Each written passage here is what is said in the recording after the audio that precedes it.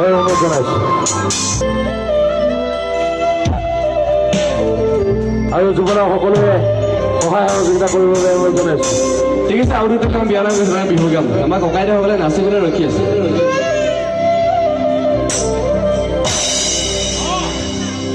বাৰী